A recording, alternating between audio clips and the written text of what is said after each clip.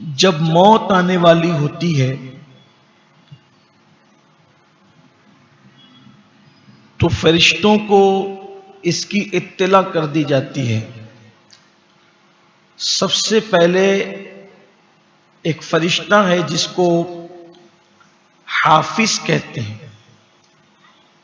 یہ وہ فرشتہ ہے جو لوگوں کا رزق لے کر اترتا ہے۔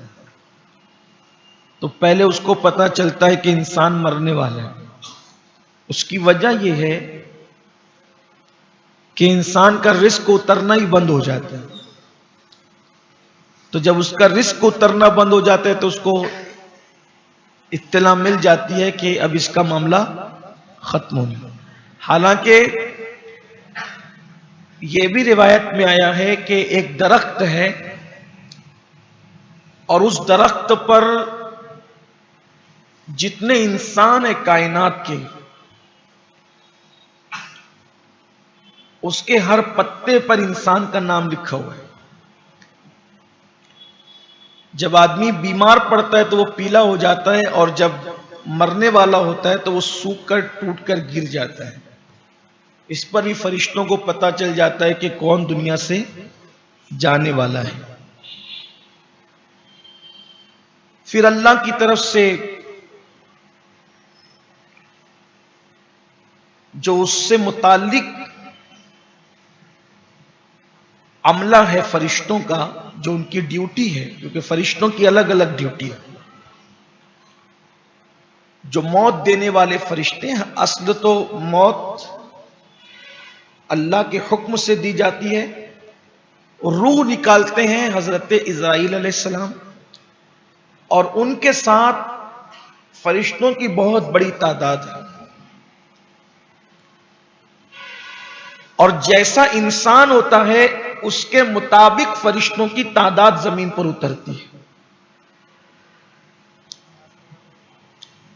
اگر ایک عام مسلمان ہے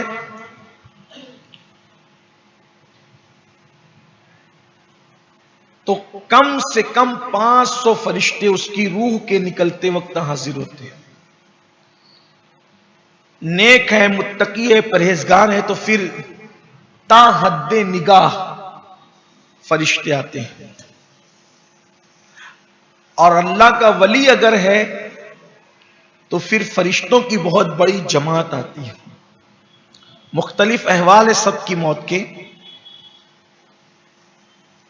تو جب موت آنے والی ہوتی ہے تو جس سال شب برات ہوتی ہے، جسے لیلۃ البراء بھی کہتے ہیں، اور ہم اپنی زبان میں اس کو شب برات کہتے ہیں، تو اللہ کے رسول علیہ الصلوۃ والتسلیم فرماتے ہیں کہ لوگ شادیاں کر رہے ہوتے ہیں، درخت لگا رہے ہوتے ہیں، کچھ لوگ کھانا کھا رہے ہوتے ہیں، الگ الگ کاموں میں انسان مصروف رہتا ہے، اور اس کا نام زندوں کی فہرست سے نکال کر مردوں کی فہرست میں لکھا جاتا ہے۔ وہ شب برات ہوتی ہے۔ کتنے لوگوں کی روح اس سال قبض ہونے والی ہے، ان سب کے نام، یعنی 15 شعبان سے لے کر 14 شعبان تک پورے سال میں کتنے لوگ مرنے والے ہیں۔ حالانکہ ان میں سے کچھ ایسے لوگ ہوتے ہیں جو جھگڑا کر رہے ہوتے ہیں، کچھ لوگ شادیوں کی تاریخ طے کر رہے ہوتے ہیں، کچھ لوگ تقریریں کر رہے ہوتے ہیں، کچھ لوگ نماز پڑھ رہے ہوتے ہیں، کچھ عبادت، یعنی ہر آدمی اپنے اپنے کام، اس کو پتہ ہی نہیں چلتا کہ مجھے دنیا سے جانا ہے، حالانکہ اس کا نام مردوں کی فہرست میں لکھ دیا گیا۔ تو یعنی فرشتوں کو پہلے پتا چل جاتا ہے اللہ کے اذن سے، عطا سے۔ اب یہاں ایک بات آگے بڑھنے سے پہلے عرض کروں، یہ جتنی روایتیں ہیں اس سے پتہ یہ چل رہا ہے کہ مرنے کے دن سے پہلے اس کی اطلاع کسی کو 1 سال پہلے، کسی کو کچھ دن پہلے، کسی کو کچھ دن پہلے، کسی یہ نا اطلاع ہو جاتی ہے۔ لیکن دیتا کون ہے اطلاع؟ اللہ دیتا ہے۔ تو اگر اللہ اطلاع دے تو نبی سے کم درجہ فرشتوں کا ہے، تو ان کو پتا چل جائے کہ کون کہاں مرے گا، ان کو پتا چل جائے کون کہاں مرے گا۔ تو رسول اللہ کے لیے یہ بات سورہ لقمان کی پیش کرنا کہ اللہ فرماتا ہے کون کہاں مرے گا کسی کو خبر نہیں، تو حضور کو بھی خبر نہیں۔ اس سے علم غیب کا انکار کرنا یہ سری جہالت اور نادانی ہے۔ ہمارا عقیدہ یہ ہے کہ سورہ لقمان کی آیتیں بالکل صحیح ہے، اور صرف سورہ لقمان کی نہیں بلکہ قرآن کا ایک ایک حرف صحیح ہے، لیکن اس کو سمجھنے سمجھانے میں چیٹنگ ہو رہی ہے۔ ہمارا عقیدہ یہ ہے کہ یہ جو 5 علوم خمسہ جس کا تذکرہ بار بار کیا جاتا ہے کہ یہ خبر نہیں یہ خبر نہیں، تو اللہ اگر نہ بتائے تو پھر کسی کو خبر نہیں، اور اگر اللہ بتا دے تو پھر فرشتوں کو بھی خبر ہے، مرنے والوں کو بھی خبر ہے۔ اگر اللہ بتا دے، آپ کو بتاؤں، آپ تحقیق کرنا، جب انسان مرنے والا ہوتا ہے تو مرنے سے کچھ دیر پہلے اس کے سر کی جوئیں ختم ہو جاتی ہیں۔ آپ معلوم کیجئے، سروں میں جو جوئیں ہوتی ہیں نا اس کو کاٹ رہی ہوتی، وہ ختم ہو جائے گی، نہیں رہتی۔ آپ معلوم کریں بزرگوں سے جن کو تجربات ہے، تو وہ جو بھاگ گئی ہے وقت سے پہلے، کسی ان کو خبر دی تبھی تو بھاگی۔ تو قدرت جب جانوروں کو سجھا دیتی ہے قدرت، جب طوفان آنے والا ہوتا ہے، تو یہ تو سائنس کہہ رہی، لوگ تو سائنس کو مانتے ہیں نا، اگرچہ قرآن و سنت کا کہیں نہ کہیں انکار کر رہے ہیں، لیکن جب سونامی آنے والی تھی تو اس وقت تو کتے پرندے وغیرہ جو ہے وہ ان علاقوں کو چھوڑ کر کے بھاگ رہے تھے۔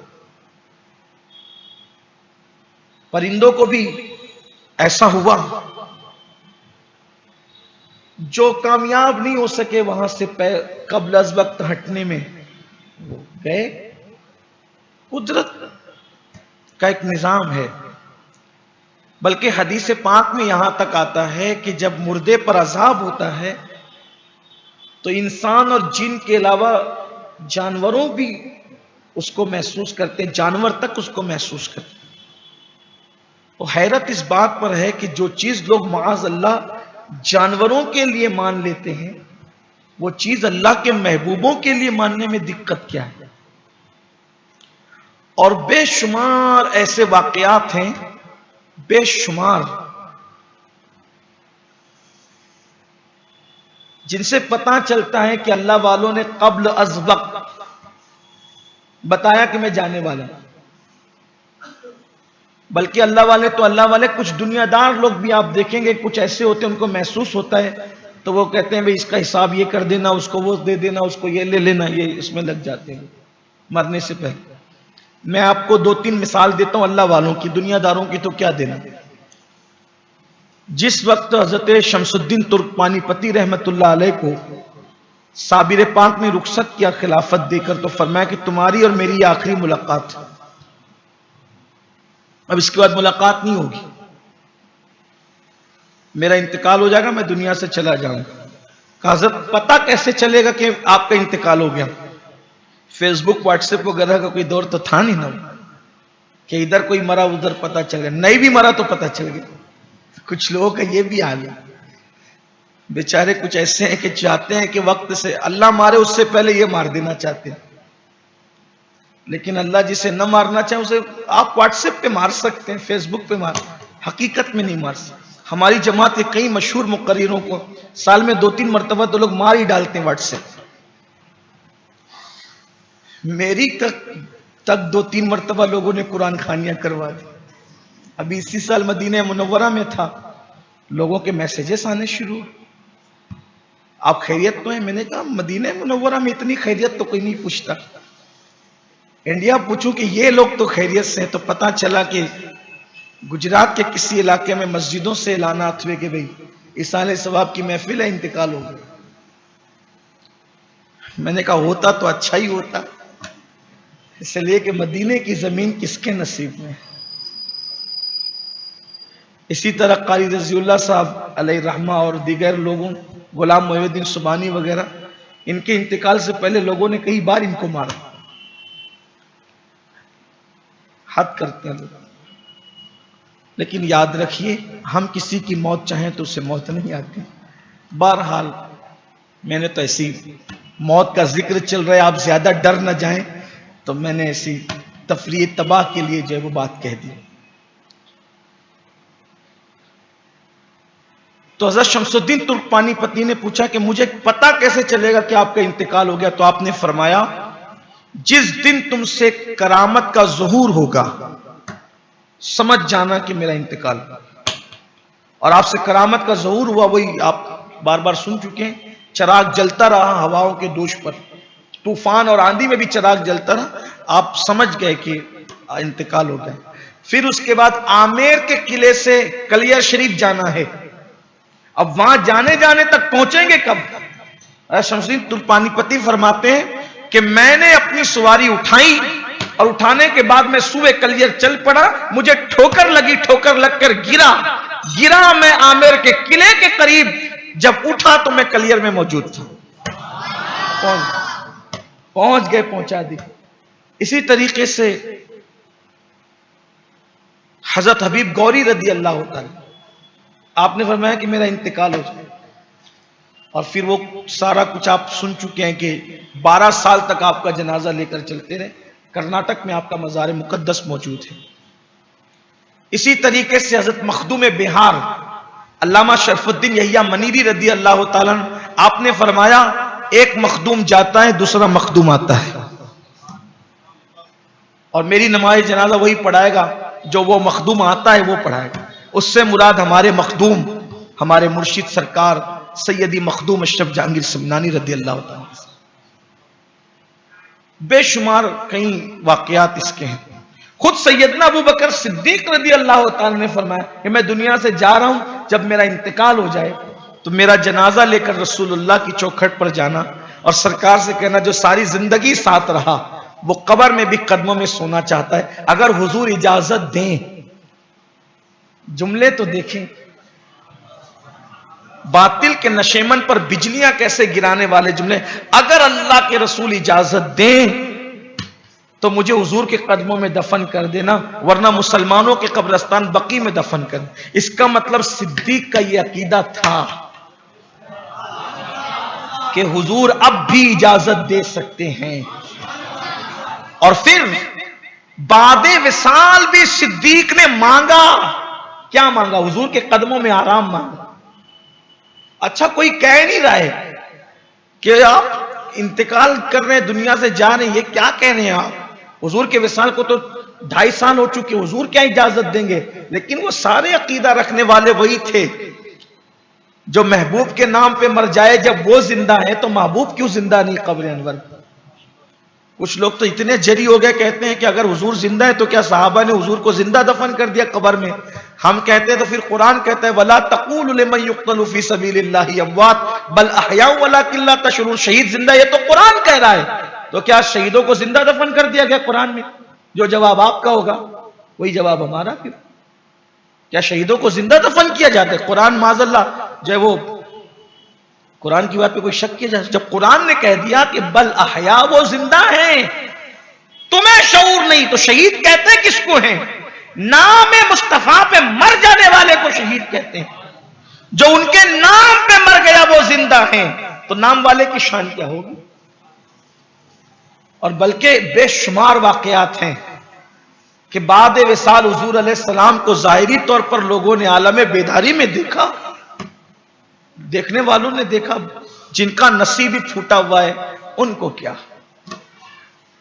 بلکہ کچھ لوگ تو ایسے بھی ہیں کہ حضور کی حیات پاک پر مناظرے کرتے رہے، تھوڑا سا وہ لوگ کافی ایک طبقہ ان کا اب اپنے آپ کو کچھ نرمی کی طرف لے جا رہے شدت سے،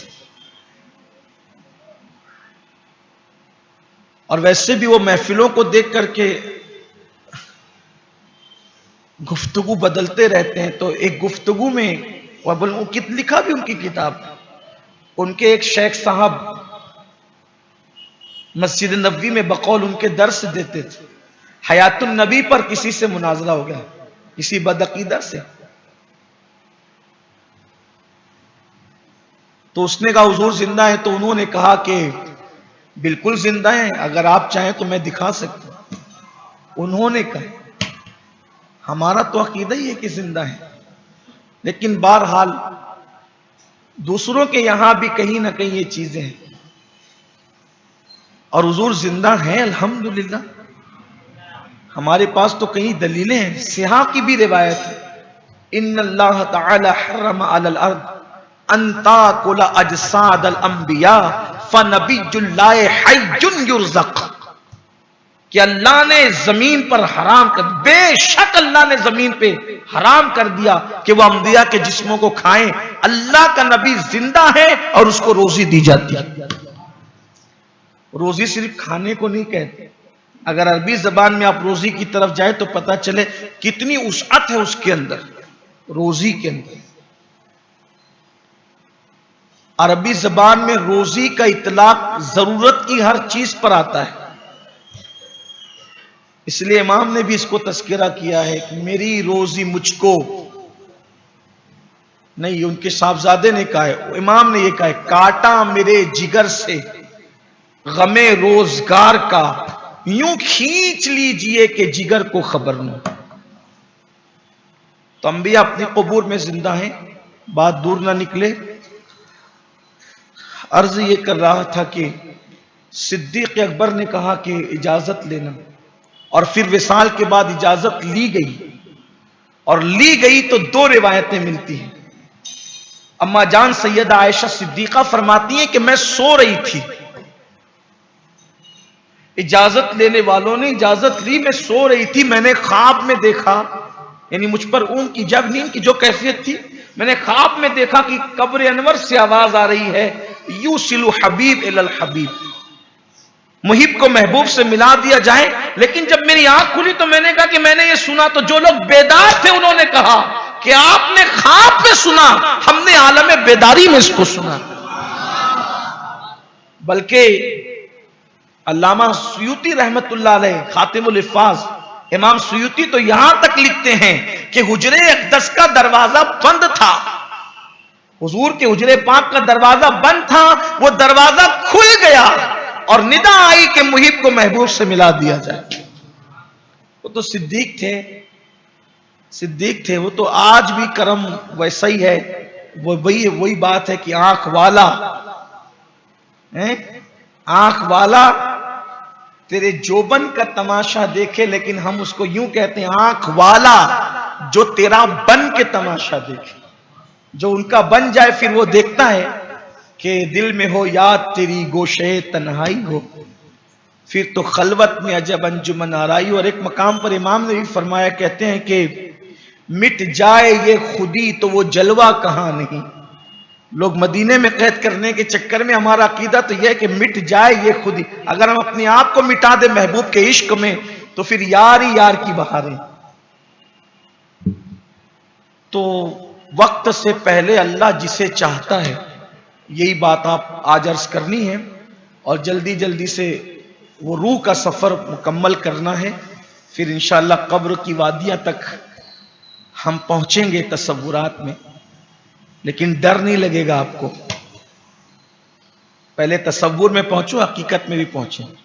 آپ کو کوئی ٹینشن نہیں لینا. یہ تو نہیں کہہ سکتا کہ تقریریں وہاں یاد رہے گی کہ نہیں رہے گی، لیکن اگر کسی کو یاد آئے گی تو وہ سوچے گا کہ جو بات کہی گئی تھی وہ سچی تھی، کہ جتنا مزہ قبر میں آئے گا نا اتنا مزہ اپنے گھر میں بھی نہیں آئے گا.